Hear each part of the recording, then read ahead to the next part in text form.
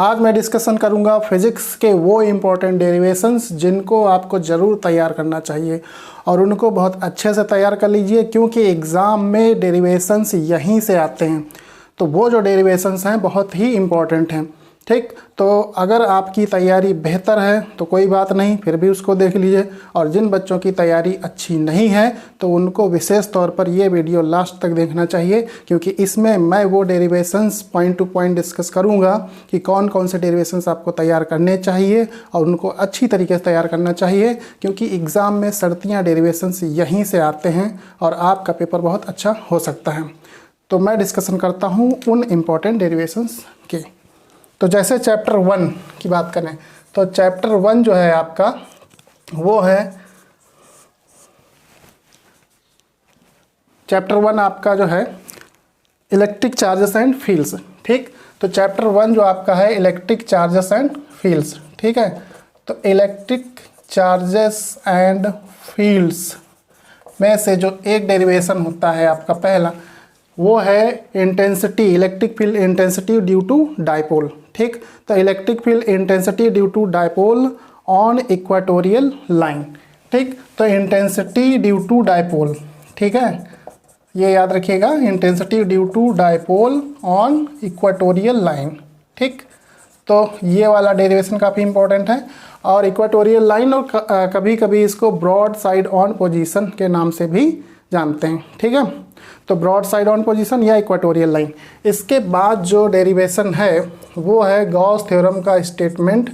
ठीक है, इसमें क्या करना है कि ये जो स्टेटमेंट है वो आपको पता होना चाहिए, गॉस थ्योरम का स्टेटमेंट, और इसका जो एप्लीकेशन है electric field intensity due to uniformly charged straight wire. ठीक, वो एप्लीकेशन इसका बहुत ही इंपॉर्टेंट है, एग्ज़ाम में अक्सर पूछ लिया जाता है। ठीक, तो जो वो एप्लीकेशन है इसका वो आप तैयार कर लीजिए। ठीक है, लॉन्ग स्ट्रेट वायर, ठीक, के थ्रू इलेक्ट्रिक फील्ड इंटेंसिटी। ठीक, तो ये जो दो डेरिवेशन है इलेक्ट्रिक चार्जेस एंड फील्ड्स में, ये आप जरूर तैयार कर लीजिए। फिर चैप्टर 2 की बात करते हैं।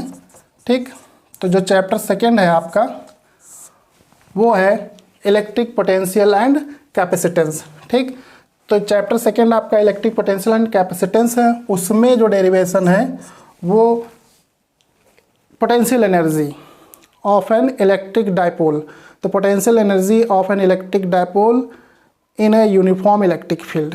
ठीक, तो पोटेंशियल एनर्जी ध्यान से देखते रहिएगा, potential energy of an electric dipole, ठीक, in a uniform electric field. ठीक, तो potential energy of an electric dipole in a uniform electric field, ये वाला। और इसके बाद जो है कैपेसिटेंस में पैरेलल प्लेट कैपेसिटर का derivation, parallel plate capacitor with dielectric slab of thickness T. ठीक है, तो पैरेलल प्लेट कैपेसिटर, तो capacitance of A parallel plate capacitor, इस डेरिवेशन को अच्छे से तैयार करेंगे, पैरेलल प्लेट कैपेसिटर। ठीक है, विद डाइलेक्ट्रिक स्लैब। ठीक, फिर बात करते हैं चैप्टर 3 की। तो जो चैप्टर 3 है वो है करंट इलेक्ट्रिसिटी। ठीक, चैप्टर 3 आपका है करंट इलेक्ट्रिसिटी। इसमें जो है डेरिवेशन ऑफ ओम्स लॉ आपको देखना है। डेरिवेशन ऑफ ओम्स लॉ जो है उसमें जो ड्रिफ्ट वेलोसिटी के टर्म में उसको प्रूव किया जाता है। ठीक, तो वो वाला डेरिवेशन तैयार कर लेंगे अच्छे से। और जो है किरचॉफ्स रूल, ठीक, तो डेरिवेशन ऑफ ओम्स लॉ, तो ये हो गया डेरिवेशन ऑफ ओम्स लॉ। और जो है इसी में किरचॉफ्स रूल्स, तो किरचॉफ्स रूल्स जो हैं वो 2 रूल्स हैं, first rule and second rule. तो वो जो रूल्स हैं तैयार कर लीजिए, और उस पर जो बेस्ड क्वेश्चंस हैं वो ज़्यादातर पूछ लिया जाता है। ठीक है, तो उन दोनों रूल्स को अच्छे से तैयार करिए। उसमें जो साइन कन्वेंशन है उसका विशेष तौर पर ध्यान रखिएगा कि किस तरीके से किसी क्लोज्ड लूप में वो रूल लगाया जाता है, किस तरीके से साइन कन्वेंशन का यूज़ किया जाता है, काफ़ी इंपॉर्टेंट है ये। फिर बात करते हैं चैप्टर 4 की। तो जो चैप्टर 4 है वो है मूविंग चार्जेस एंड मैग्नेटिज्म। तो चैप्टर 4 आपका आया मूविंग चार्जेस एंड मैग्नेटिज्म। तो उसमें magnetic field due to current carrying circular loop, magnetic field due to current carrying circular loop. तो इसमें क्या होता है, एक तो सेंटर पे बताना होता है कि मैग्नेटिक फील्ड जो होगी वो कितनी होगी, ठीक है, और एक बताना होता है सर्कुलर लूप के सेंटर से पास होने वाली एक्सिस पर किसी पॉइंट पर मैग्नेटिक फील्ड क्या होगी। ठीक, ध्यान से सुनिए, magnetic field due to current carrying circular loop at a point on the axis और magnetic field at the centre. ठीक, तो बायोट सेवर्ट लॉ की हेल्प से ये दोनों डेरिवेशन किए जाते हैं। ठीक है, तो वो डेरिवेशन जो है इसमें इम्पोर्टेंट है। और इसके बाद जो आता है वो है डेफिनीशन ऑफ एम्पियर। ठीक है, डेफिनीशन ऑफ एम्पियर। तो डेफिनीशन ऑफ एम्पियर में क्या होता है कि two long straight parallel current carrying wires placed at a distance, तो उनके बीच जो फोर्स लग रहा होता है, फोर्स पर यूनिट लेंथ, उसका फार्मूला निकालना होता है और उसके बेसिस पर एम्पियर्स डेफिनीशन बताते हैं कि फोर्स पर यूनिट लेंथ 2 × 10⁻⁻7 होता है। ठीक, जब दोनों ही वायर में 1 एम्पियर की करंट फ्लो करती है। ठीक, और वो एक दूसरे से 1 मीटर की दूरी पर होते हैं, तो वो डेरिवेशन इसमें देखेंगे। ठीक है, फिर बात आती है चैप्टर 7। ठीक, तो इतना चैप्टर 4 के बारे तक हो गया। ठीक है, इसको आप नोट डाउन कर लीजिएगा।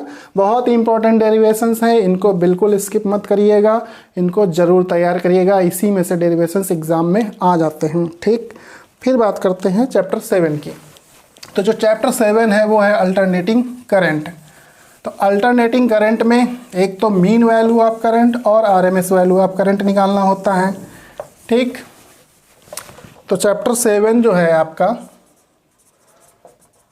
वो है एसी अल्टरनेटिंग करंट। इसमें क्या देखना है, मीन वैल्यू ऑफ करंट। ठीक, तो mean value of current and voltage, ठीक है, और RMS value of current and voltage. तो mean value of current and voltage and RMS value of current and voltage ये देखेंगे। और फिर इसमें होता है एलसीआर सीरीज सर्किट। तो एलसीआर सीरीज सर्किट में इम्पेडेंस निकालना होता है फेजर डायग्राम की हेल्प से, और फिर वहीं पर रेजोनेंस कंडीशन दिखाते हैं कि रेजोनेंस के केस में इम्पेडेंस जो होता है वो मिनिमम होता है, वो आर के बराबर हो जाता है। और रेजोनेंस की कंडीशन क्या होती है, एक्सएल इक्वल टू एक्ससी। ठीक है, तो इसमें जो है एलसीआर सीरीज सर्किट। ठीक है, तो एलसीआर सीरीज सर्किट का देखेंगे इम्पेडेंस और रेजोनेंस की कंडीशन। ये हो गया आपका चैप्टर 7 के बारे में। ठीक है, फिर आता है चैप्टर 9। ठीक, तो जो चैप्टर 9 है वो है रे ऑप्टिक्स। ठीक, तो रे ऑप्टिक्स में क्या होता है, spherical through the refraction through the spherical surfaces. तो refraction through the spherical surfaces को दो तरीके से बताया गया है, एक है कॉन्वेक्स स्फेरिकल सरफेस और एक है कॉनकेव स्फेरिकल सरफेस। ठीक, दोनों का सेम प्रोसीजर है, बस डायग्राम में अंतर है। तो refraction through the spherical surfaces का डेरिवेशन इसमें देखेंगे। ठीक है, तो ये रहा refraction through the spherical surface. फिर इसी में आ जाता है लेंस मेकर फार्मूला। ठीक है, तो लेंस मेकर फार्मूला जो है वो देखना है आपको।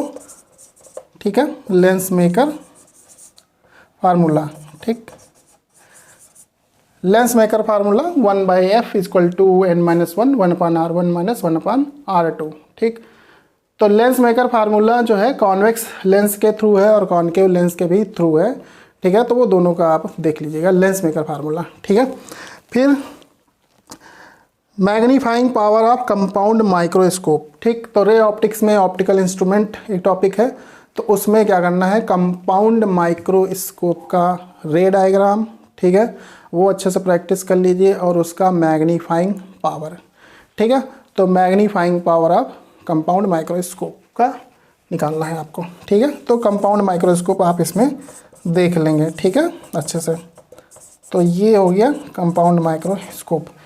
ठीक, फिर चैप्टर 9 की बात करें तो जो चैप्टर 9 जो है वो वेव ऑप्टिक्स है, और वेव ऑप्टिक्स में जो टॉपिक है इंटरफेरेंस, ठीक है। तो चैप्टर 9 में वेव ऑप्टिक्स है आपका, ये वेव ऑप्टिक्स, ठीक है ये, और इसमें जो है इंटरफेरेंस वाला जो टॉपिक है, ठीक है, इंटरफेरेंस। तो इसमें क्या देखना है, Young's double slit experiment, YDAC, Young's double slit experiment में उसका डायग्राम और फिर वहाँ से पाथ डिफरेंस को कैलकुलेट करना होता है, ठीक है। तो पाथ डिफरेंस कैलकुलेट कर लेंगे, वहाँ से पाथ डिफरेंस कैलकुलेट करने के बाद जो है पोजीशन ऑफ मैक्सिमम मिनिमा निकाल लेते हैं और फ्रिंज विड्थ वहाँ से कैलकुलेट कर लेते हैं। तो यंग्स डबल स्लिट एक्सपेरिमेंट ये इंपॉर्टेंट है, ठीक है, वेव ऑप्टिक्स में। फिर चैप्टर 12 आता है एटम्स। तो एटम्स में क्या करना होता है कि रेडियस का डेरिवेशन फॉर हाइड्रोजन एटम, ठीक। तो nth ऑर्बिट के रेडियस को डेराइव करना होता है फॉर हाइड्रोजन एटम, ठीक, वो देखना है। तो radius of nth orbit for hydrogen atom, ठीक है। तो radius of nth orbit for hydrogen atom, ये इसका डेरिवेशन, ठीक। तो ये जो है इतने डेरिवेशंस मैंने बताए हैं, 12-13 डेरिवेशंस हैं, ठीक है। तो इनको आप अच्छे अगर से तैयार कर लें, ठीक है, बहुत अच्छे से तैयार कर लें इनको, तो सर्दियाँ एग्ज़ाम में आपको डेरिवेशंस यहीं से मिलेंगे और आपका फिजिक्स में बेहतर स्कोर होगा। तो बिल्कुल लापरवाही मत करिएगा, ये डेरिवेशंस अच्छे से तैयार कर लीजिएगा, ठीक है। तो आज इतना ही, और आगे भी इसी तरीके से क्या क्या इंपॉर्टेंट चीज़ें हैं, कौन कौन सी एग्ज़ाम में पूछी जा सकती हैं, वो मैं आपको बताऊँगा, ठीक है।